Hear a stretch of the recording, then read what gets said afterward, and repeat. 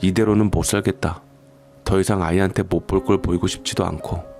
그래도 제대로 대화를 나눠보면 뭔가 해결책이 나오지 않을까? 일단 오늘은 시간이 늦었으니 방 내줄 테니까 자고 가. 그나저나 밥은 먹고 온 거야? 안 먹었으면 야식이라도 시켜줄게.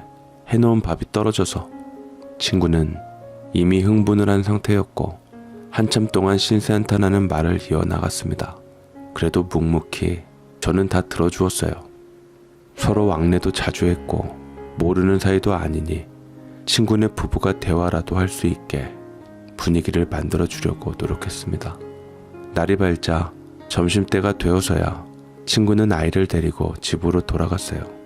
병문안을 가장해 친구네 집에 가서 이런저런 이야기도 나눠보고 술도 한잔하며 나름 화기애애한 분위기를 조성해 주었죠.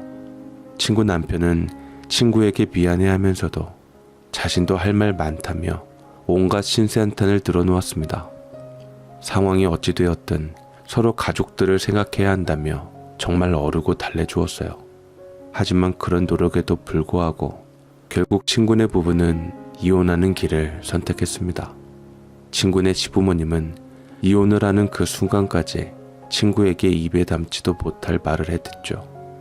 그래도 자기 핏줄이 섞인 손주인데도 아이는 알아서 키우라며 친구에게 떠미는 모습을 보고 차라리 이혼하길 잘했다 생각도 들었습니다. 그렇게 친구는 몇 번 싸우다 짐을 챙겨 아이를 데리고 떠났고 그 뒤로 연락이 끊기고 말았어요. 언젠간 연락이 오겠지 싶어 기다렸지만 제 휴대폰은 조용했습니다. 조금씩 잊혀져 갈 때쯤 저희 부부는 둘째 아이도 태어났고 더 넓은 아파트로 이사를 오게 되었습니다. 그런데 말입니다. 몇 년 만에 참 익숙한 얼굴을 보게 되었어요. 그동안 연락 한 번 없던 바로 그 친구였습니다. 그 친구를 비하하는 건 아니지만 제가 이사온 아파트가 유명 브랜드 아파트였고 집값도 비싼 편이었거든요. 전세금을 마련할 돈이 없다며 당장 생활비도 쪼들린다던 친구와 이런 곳에서 마주하니 조금 색다르더군요. 몇 년 만에 만난 거라 반가워서 아는 척 하는데 왠지 모르게 친구의 분위기가 예전과 달라졌다는 걸 느꼈습니다. 돈 없어서 쩔쩔매던 친구가 아니라 온몸에 명품을 두르고 있었고 손이며 귀에는 금으로 된 장신구를 착용하고 있었어요. 아이가 입은 옷도 모두 명품이었습니다. 딱 봐도 귀티나 보이는 모습이었습니다. 진경아, 너 박진경 맞지? 도대체 이게 얼마만이야? 그동안 연락 없어서 어떻게 살고 있나 엄청 궁금했는데 이렇게 만날 줄은 꿈에도 몰랐다. 서아도 많이 컸네. 그동안 어떻게 지냈어? 어디서 어떻게 지낸 거야? 야, 너무 반갑다 정말. 안 본 사이에 너 너무 예뻐졌다. 나 얼마 전에 이 아파트로 이사 왔어. 너도 여기 사는 거야? 수연아, 오랜만이네. 나 여기로 이사 온 지 반년 정도 됐어. 오랜만에 보니 나 신수가 훤해졌지? 사실 좋은 사람 만나서 작년에 재혼했어. 애 딸린 여자라 받아줄까 싶었는데 다행히 내 사정 알고도 받아줬지 뭐야. 아이도 많이 사랑해주고 참 좋은 사람이야. 그래도 오랜만에 보니 참 반갑다. 너는 여전한 것 같네. 그럼 나는 바빠서 먼저 들어갈게. 나중에 연락하자. 그런데 오랜만에 만난 것 치고는 친구는 저를 상당히 경계하는 눈치였습니다. 당당한 듯 하면서도 숨기고 싶어하는 모습이 있었달까요. 그래도 다시 이웃사촌으로 만났고 멀리 사는 것도 아니어서 종종 연락하자고 인사치레하고 돌려보냈습니다. 아이들 어린이집 보내는 시간이 다 비슷해서 아침에 자주 마주쳤어요. 그래서 시간 나면 근처 카페에서 커피 한잔하며 이런저런 이야기를 주고받았습니다. 알고 보니 친구는 돈 많고 나이도 많은 할아버지와 재혼을 했더라고요. 저한테 무언가를 숨기고 싶어 했던 그 모습이 재혼을 했다는 사실이 부끄러워서 그런 건가 싶어서 웃어 넘겼습니다. 저는 당연히 좋은 사람 만났다길래 축하하는 마음으로 인사를 건넸어요. 은연중에 말까지 더듬으며 탐탁치 않다는 반응이었지만 아이들 때문에 어쩔 수 없이 몇 번 더 만났습니다. 그렇게 나름의 공동 육아를 하게 되었어요. 예전과 같이 살가운 사이는 아니었지만 아이들이 서로 잘 어울리니 일주일에 2-3번 정도 만나서 같이 놀게 해줬습니다. 그런데 어느 날부터인가 친구가 자꾸 돈이 없어진다며 앓는 소리를 하기 시작하는 거예요. 어디서 돈을 흘렸나 보다 싶어 그러려니 하는데 대뜸 50만 원이 없어졌다며 소리를 치는 거 있죠. 같이 한참을 찾아보는데도 결국 잃어버렸다던 돈은 찾을 수 없었습니다. 결국 그렇게 일이 마무리되나 싶었어요. 그러다 정말 기막힌 일을 당하게 됩니다. 아침마다 아이들 등원시키며 눈인사라도 건넸던 엄마들이 은근슬쩍 저를 피하는 눈치더라고요. 왜 그런 느낌 있잖아요. 내가 뭘 잘못했나 싶은 생각이 들면서 딱 봐도 분위기가 안 좋은 그런 느낌 말이에요. 영문도 모르고 조금 답답해하고 있는데 같은 어린이집에 다니던 첫째 아이 친구 엄마가 저에게 이야기를 해주는 겁니다. 세진 엄마, 내가 웬만해서는 이런 말 안 하는데 혹시 서아 엄마랑 무슨 일 있었어? 자기가 그런 사람 아니라는 거 잘 아는데 다들 쉬쉬하는 분위기고 자기도 답답해할 것 같아서 물어보는 거야. 기분 나빴다면 먼저 사과할게. 자기도 요즘 엄마들 분위기 이상한 거 눈치챘잖아. 그리고 어린이집 모임에서 나가달라고 부탁했다며. 무슨 일인지 알면 내가 도와줄 수 있는 부분은 도와줄게. 말 좀 해줄 수 있어? 아니요. 그 친구랑 사이가 나쁠 게 없는데요. 조리원 동기고 오랫동안 연락 끊겼다가 최근에 다시 만나서 왕래하기 시작한 거거든요. 싸웠거나 그랬던 적도 없고요. 안 그래도 저도 물어볼까 했는데 도대체 무슨 얘기예요? 제가 뭐 잘못했어요? 아니, 갑자기 모임에서 나가라는 것도 그렇고 아침마다 느껴지는 시선들도 그렇고 저 이해가 안 되거든요. 뭐라도 물어보려고 다가가려 하면 자기들끼리 먼저 휙 가버리고 인사도 안 받아주고. 아니, 나도 들은 이야기라서 정확한 건 아니야. 세진 엄마가 서아 엄마랑 조리원 동기였다는 사실도 알고 친하게 지냈다는 사실도 알아. 근데 막 있는 집에 시집 왔다고 잘난 척했어. 명품이랑 먹는 거 입는 거 다 자랑하면서 그렇게 기를 죽였다는데. 그리고 음식도 먹던 거 나눠주고 무슨 거지 취급했다고 그러더라고. 나도 그 이야기를 들으면서 세진 엄마가 절대 그럴 사람 아니라는 거 알아서 그런지 혼란스럽더라. 그리고 최근에 만나면서 지갑에 손을 댔다는 식으로 이야기를 하더라고. 도대체 진실이 뭐야? 우리가 잘못 알고 있는 거면 내가 엄마들한테 이야기라도 해줄게. 이게 사실이 아닌 거면 상황이 좀 웃긴 거잖아. 세진 엄마 입장만 난처한 거고. 이래서 사람들이 서로 입조심을 해야 하는 건데. 이야기를 듣는 내내 저는 정말 기가 막혀서 아무런 말도 하지 못했어요. 믿는 도끼에 발등 찍힌다는 느낌이 바로 이런 걸까요? 그렇게 친했고 가족처럼 생각했던 친구가 제 뒷담화를 하고 다녔다는 사실에 충격을 받았습니다. 제가 베풀었던 모든 호의를 왜곡해서 잘난 척 한다느니, 없이 사는 주제에 명품으로 도배해서 시부모랑 남편 등골 빼먹는다느니 그런 말을 해가며 저를 완전 이상한 사람으로 만들어 놓았더군요. 처음 만났을 때부터 힘든 시간을 같이 보내며 정을 쌓아온 저한테 어떻게 그럴 수 있는지 정말 의문이었습니다. 아무리 생각해도 답이 나오질 않았죠. 도대체 무엇 때문에 저에 대해 그렇게 말하고 다닌 건지 정말 이해가 되질 않았습니다. 아무튼 저는 그 이야기를 듣고 가만히 있을 수 없었습니다. 남편에게 아이를 맡기고 친구네 집에 찾아갔어요. 짐작이라도 했다는 듯 친구는 저를 날선 눈빛으로 쳐다봤어요. 너 어떻게 나한테 이럴 수 있어? 내가 너한테 얼마나 잘해줬는데 나를 그딴 식으로 몰아가? 도대체 내가 너한테 잘못한 게 뭐야? 입이 있으면 말을 해봐. 지금 내 입장이 얼마나 난처한지 알아? 도대체 나한테 왜 이래? 무슨 억하심정이야? 그리고 내가 네 돈을 훔쳤다고? 너 증거 있어? 도대체 사람을 얼마나 바보 만들어야 속이 시원한 거야? 누굴 바보로 하니? 내가 뭘? 그리고 그런 말 내가 퍼뜨리고 다녔다는 증거 있어? 너야말로 생사람 잡지 마. 뜬금없이 찾아와서는 뚱딴지 같은 소리나 늘어놓고 있고 도저히 수준도 안 맞고 말이야. 이왕 이렇게 된 거 단도직입적으로 말할게. 앞으로 연락하지 말자. 그냥 길 가다 마주쳐도 아는 척 하지 마. 그 엄마들 모임에서도 알아서 나가줬으면 좋겠어. 혹시 알아? 네가 있는 척하면서 온갖 잘난 척 해대면 나 같은 피해자가 나올지? 알아들었을 거라 생각하고 그만 가봐. 곧 그이올 시간이라 너 상대해줄 여유 없거든.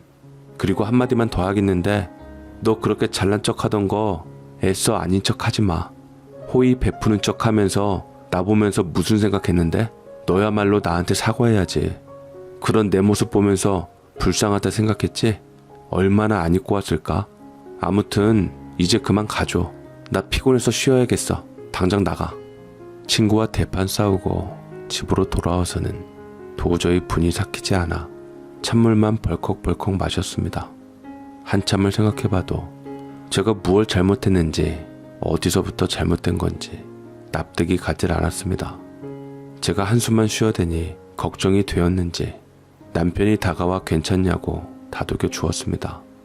그동안 있었던 일을 모두 말하니 남편도 그런 배응망덕한 경우가 없다며 같이 화를 내주었죠. 인연이 아니었으니 계속 이어지지 않았고 더러운 똥 피한다 생각하고 마음을 다잡았습니다. 아마 그때부터 사람 사귀는 데 있어서 신중해지는 버릇이 생긴 것 같네요.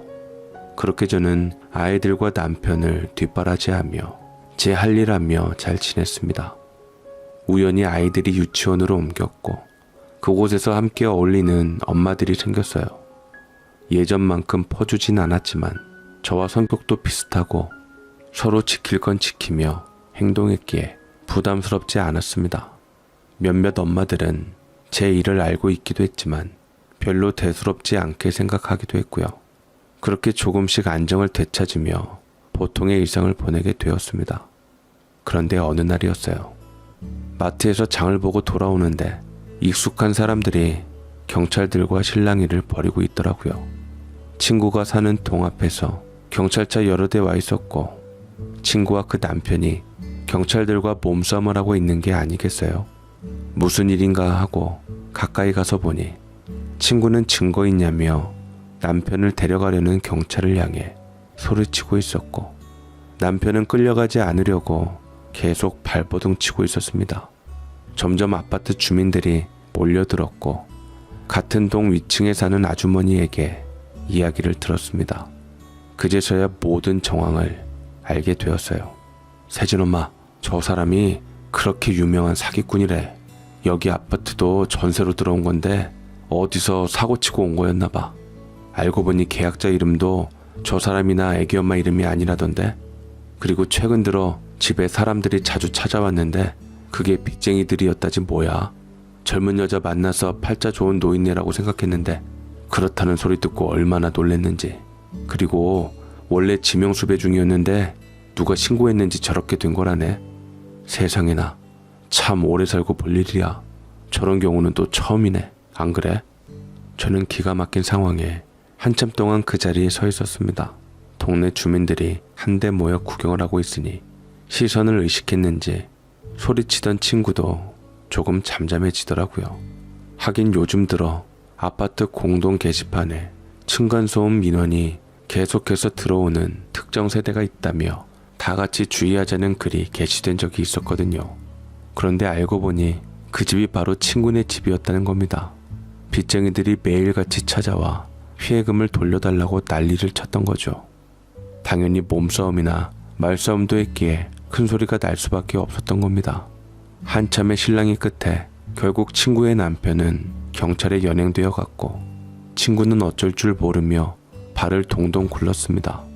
설상가상으로 남편이 남기고 간 빚이 모두 친구에게 떠넘겨지면서 상황이 극에 치달았던 겁니다. 한참을 지켜보던 저는 친구와 눈이 마주치고 말았어요. 무언가 저를 원망한다는 듯이 잔뜩 찡그린 표정을 짓고는 집으로 들어가 버렸습니다.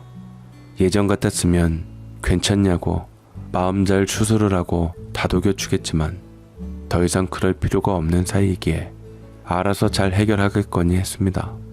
그런데 운명의 장난인지 비슷한 시기에 남편이 군대에서 전역을 하고 작게 사업을 시작했는데 대박이 난 겁니다. 당뇨 환자들이 사용하는 조그만 기계에 붙이는 패치를 만들어 파는 사업이었어요. 들어보지 못한 생소한 아이템이라 과연 성공할까 싶었는데 1년도 안 되는 시간 동안 공장에 하청을 넣어 물건을 생산해야 했을 만큼 그야말로 초대박을 친 거였어요.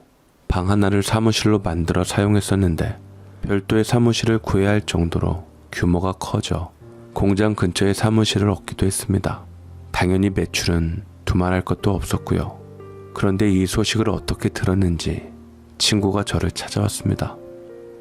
수연아, 잘 지냈지? 그동안 내가 집안일로 너무 경황이 없어서 연락도 못했다. 남편 전역하고 사업 시작했다면서 현주 엄마한테 들었는데 완전 대박 났다고.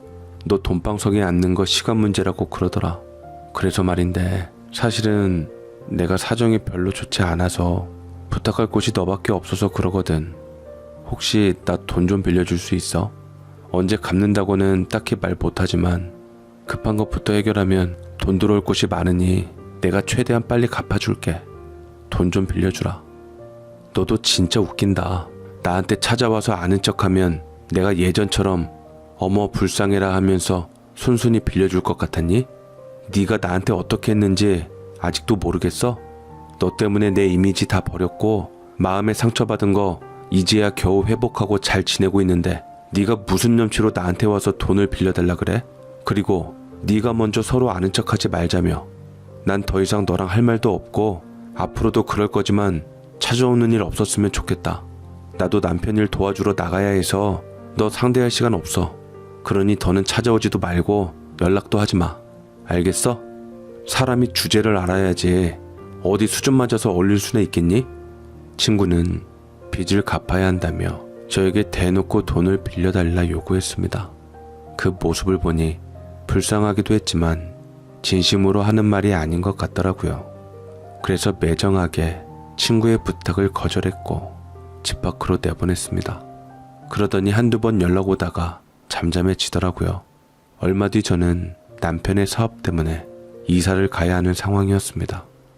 같은 김포 지역이지만 남편이 일하게 된 공장과 가까이 있는 동네로 이사를 해야 했어요. 그 뒤로 들려오는 이야기로는 살던 집을 나가 알고 지냈던 몇몇 엄마들에게 돈을 빌려달라는 연락을 해온다더군요. 물론 저는 연락처를 차단해놔서 별다른 연락을 받고 있지는 않습니다만 친구를 생각하면 모든 게 다 부질없다고 느껴집니다. 그렇게 서로 잘 지내보자고 가족처럼 가까이 지냈는데도 불구하고 한순간에 사이가 틀어진 거면 친구와 저의 신세가 또 하루아침에 바뀌게 된 걸 보면 인생이란 게 언제 어떻게 될지 한치 앞을 모르는 것 같다는 생각이 들기도 해요.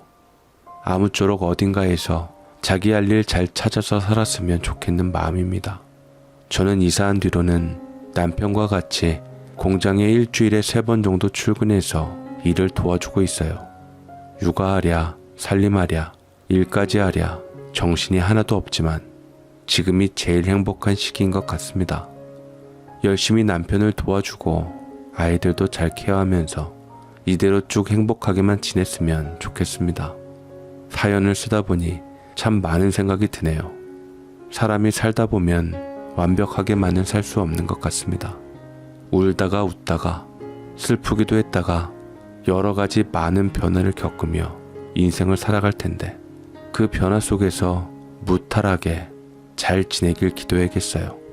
제 바람은 그거 하나뿐입니다. 제가 상처를 줬던 친구도 제 인생에서 스쳐 지나가는 인연이었으니 그 사람도 잘 지냈으면 하는 바람이고요. 지금까지 제 이야기를 들어주신 여러분도